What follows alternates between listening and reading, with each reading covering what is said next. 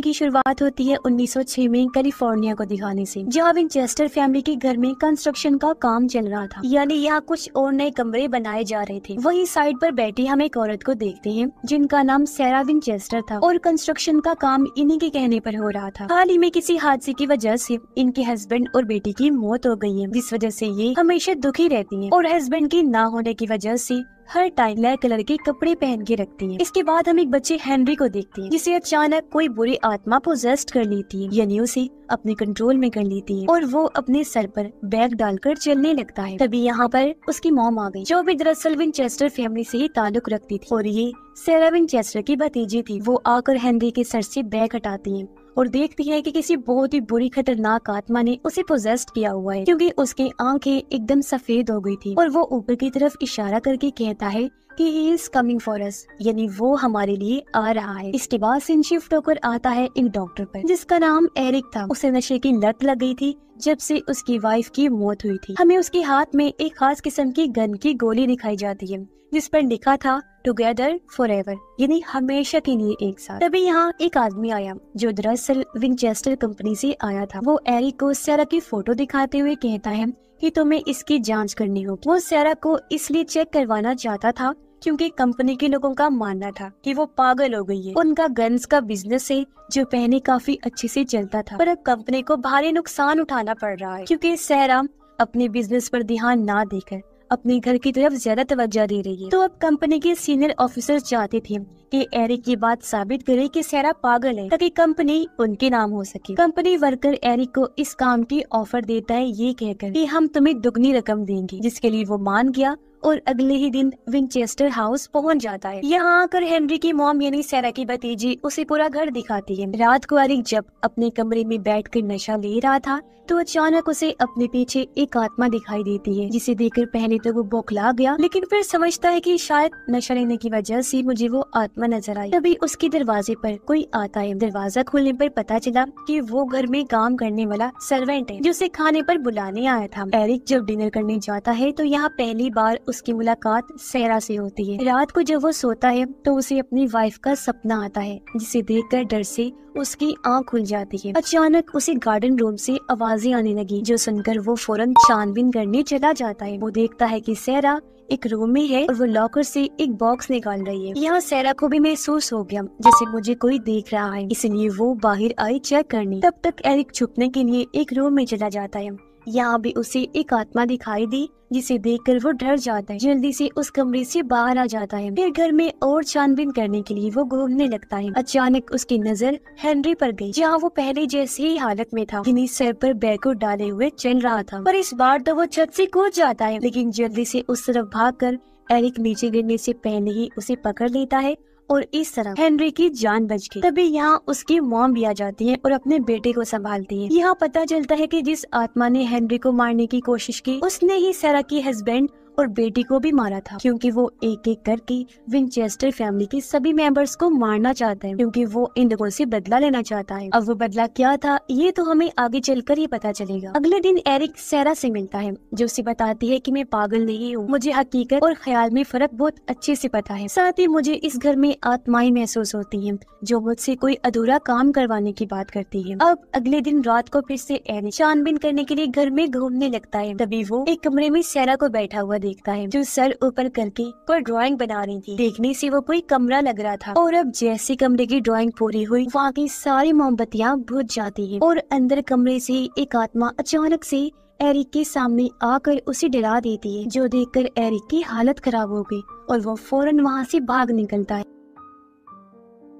अगले दिन एरिक फिर से सैरा से मिलता है, जो उसे बताती है कि जो सारी आत्माएं मुझसे बात करती है ना, मुझसे राब्ता बनाए रखती है, ये सारी की सारी आत्माएं विंचेस्टर की गन से बनी थी, जो गन की कंपनी मेरे हस्बैंड की है। तभी एरिक वही गोली जो उसके पास थी वो सैरा को दिखाते हुए बताता है कि मुझे भी विंचेस्टर गन की गोली लगी थी और 3 मिनट के लिए मैं भी मर गया था, लेकिन फिर अचानक ही जिंदा भी हो गया था। पर मैंने ये गोली तब से अपने पास ही संभाल के रखी हुई है। गोली देकर सैरा कहती है कि मौत की चीजों को अपने पास रखना अच्छी बात नहीं होती, ये चीजें खतरनाक होती है। और हाँ, तुम्हें भी इस घर में आत्माएं नजर आई होंगी, वो इसलिए आती है क्योंकि आफ्टर लाइफ इन्हीं मरने के बाद की दुनिया को देखकर जो इंसान वापस से जिंदा हो जाता है ना, वो आत्माओं को देख सकता है। यानी उसके पास आत्माओं को देखने की खूबी आ जाती है। जैसे कि मेरे साथ भी बिल्कुल तुम्हारे जैसे ही हुआ था। मरने के बाद मैं भी जिंदा हो गई थी और अब वो आत्माएं मुझे नजर आने के साथ साथ मुझसे बात करती हैं, अपना काम करवाने का कहती हैं। सारा कहती है कि वो आत्माएं मुझसे उस रूम का रेप्लिकेट यानी नकल बनवाती हैं जिस कमरे में उनकी विंचेस्टर गन से मौत हुई। और कल रात जो तुमने देखा, मैं उन्हीं में से एक कमरे की ड्राइंग बनाकर आत्माओं से बात करी। और आत्माएं ऐसा इसलिए करवाती हैं ताकि उसी रूम से जहां उनकी मौत हुई थी वहां से वो इंसानी दुनिया में वापस आ सके और यहाँ सुकून से रह सके। आत्माएं कहती हैं कि वो किसी को नुकसान भी नहीं पहुँचाएंगी, इसीलिए तो मैं अपने इस घर में आए दिन रूम्स बनवाती रहती हूँ, क्योंकि उन सब की मौत इसी घर में हुई थी। और मैंने हर रूम के दरवाजे पर 13 कीलें लगवा दी है, क्योंकि माना जाता है कि 13 नंबर एक प्योर पाक नंबर है, जिससे वो रूम्स हमेशा बंद रह सकते हैं और आत्मा वहाँ अपनी दुनिया से हमारी दुनिया में नहीं आ पाएगी और बस उस रूम में ही हमेशा रहेगी। अगले दिन हेनरी को फिर से वो आत्मा पोजेस्ट कर लेती है, पर इस बार वो हेनरी को नहीं बल्कि खुद सारा को टारगेट बनाती है, क्योंकि हेनरी गन से उन्हें मारने की कोशिश करता है। वो सारा पर हमला भी करता है, लेकिन तब यहाँ हेनरी की मॉम और एरिक आकर उन्हें बचा लेते हैं। एरिक उसकी मॉम को कहता है कि मुझे आपकी बेटी का दिमागी तवाज़ुन ठीक नहीं लगता, इसे हॉस्पिटल लेकर जाएं ताकि इसका इलाज हो सके। तभी अचानक यहाँ वही सर्वेंट दोबारा आ जाता है और एरिक को कहता है कि मैं आपकी मदद करने आया हूँ। वो एरिक को बातों में फंसा लेता है और उसी बहाने से उसी रूम में ले जाता है जहाँ पर हेनरी बैग पहने हुए खड़ा था। यहाँ आते ही वो अपने असली रूप में आ गया, जो था भूत, और एरिक को डरा देता है। कहता है कि वो सब मरेंगे। ये देखकर एरिक की हालत खराब हो गई और वो फौरन वहाँ से भागकर सारा के पास आ जाता है। वहाँ उस सर्वेंट की तस्वीर लगी हुई थी जिसके बारे में एरिक उससे पूछता है और अभी अभी जो सर्वेंट ने उसके साथ किया वो सब बता देता है। तब सारा कहती है कि ये हमारा सर्वेंट नहीं है और उसे अखबार दिखाकर कहती है कि वो तो 19 साल पहले ही मर चुका था। वो हमारी फैमिली के पीछे पड़ा हुआ है, अपनी 2 भाइयों की मौत का बदला लेना चाहता है, जिनकी मौत भी एक जंग के दौरान विंचेस्टर की गन से हुई थी। उस हादसे के बाद ये सर्वेंट अगले ही दिन विंचेस्टर कंपनी में घुस गया और उसने 15 मासूम लोगों की जान ले ली। फिर उसने खुद को एक कमरे में बंद कर लिया। पुलिस जब वहाँ आई तो सर्वेंट उनके हाथों मारा गया था और अब उस सर्वेंट की आत्मा ने मुझसे राब्ता बनाकर उसी रूम का रेप्लिकेट बनवाया ताकि वो हमारी दुनिया में आकर हम सबको खत्म कर सके और अपने भाइयों का बदला ले ले। तभी अचानक वही आत्मा या अर्थक्वेक इन्हें जल्जला ले आती है, जिससे हर चीज हिलने लगती है। फिर ये जगह टूट कर नीचे गिर जाती है और कुछ सर्वेंट्स की वही मौत हो जाती है, लेकिन खुशकिस्मती से उन तीनों की जान बच गई। तभी एरिक को गार्डन रूम से फिर से आवाज आती है। वो जब चेक करने गया तो देखता है कि ये जगह तो बिल्कुल मेरे घर जैसे ही है। यह वो अपनी वाइफ को देखता है। जरूर इसने भी सारा से अपने घर का रेप्लिकेट बनवाया होगा और हाथ में उसने विंचेस्टर की गन भी पकड़ी हुई थी। और फिर तभी यहाँ वो होता है जो कुछ सालों पहले उनके गार्डन रूम में हुआ था, यानी एरिक की वाइफ ने खुद को गन से शूट करके मार लिया था। और उससे पहले मैं आपको बता देती हूँ कि असल में हुआ क्या था। दरअसल उसकी वाइफ को भी आत्माएं नजर आया करती थी, जिस बारे में उसने हालांकि एरिक को बताया था, लेकिन एरिक ने उसकी बातों पर यकीन नहीं किया था। तब गुस्से में आकर उसकी वाइफ ने गलती से एरिक को गन से शूट कर दिया था, जिस वजह से वो 3 मिनट के लिए मर गया था। ये देखकर उसकी वाइफ काफी घबरा गई।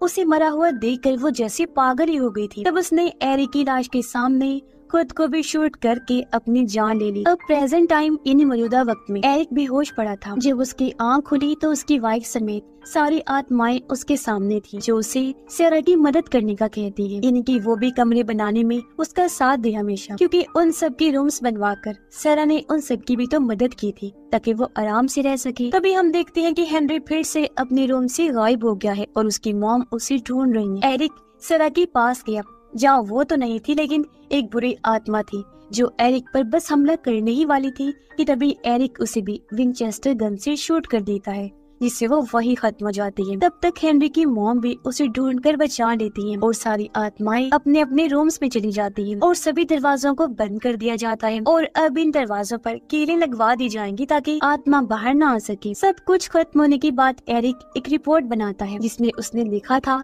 कि सारा पागल नहीं है, वो बिल्कुल नॉर्मल है और कंपनी वही संभाले। जिसके बाद सारा उस घर में आत्माओं के लिए और भी रूम्स बनवा रही होती है, जिसका साथ अब की बार एरिक भी देता है। तभी एक रूम से कीले निकल कर गिरने लगी, क्योंकि वहाँ 13 कीले नहीं लगाए। हो सकता है कि ये आत्मा सैरा के हस्बैंड या उसकी बेटी की हो, क्योंकि उनकी वजह से सैरा आत्माओं की मदद कर रही। उसका मानना था कि मेरी बेटी और हस्बैंड बेमौत मारे गए, क्योंकि उनकी विंचेस्टर फैमिली पर कर्ज जो लग गया था, इनके शाप। ये कर्ज दरअसल उन हजारों लोगों का है जिनकी मौत विंचेस्टर की गन से हुई थी। यही सब सोचकर सैरा ने वो घर बनवाया ताकि यहाँ पर सभी विंचेस्टर गन से मरने वाली आत्माएं अमन सुकून से रह सके। ये घर फिर हमेशा भूतिया माना गया, क्योंकि पूरे घर में सैकड़ों की तादाद में आत्माएं रह रही हैं और यहाँ के कमरों की गिनती कभी हो ही नहीं सकती। ये जगह भूल भुलैया जैसी लगती है, क्योंकि एक कमरे का दरवाजा खोला जाए तो अंदर 2 और कमरों के दरवाजे होते हैं। हर तरफ सीढ़ियाँ और चिमनियाँ हैं, जो जगह पूरी तरह जाल की तरह लगती है, और वर्कर्स सेना के कहने पर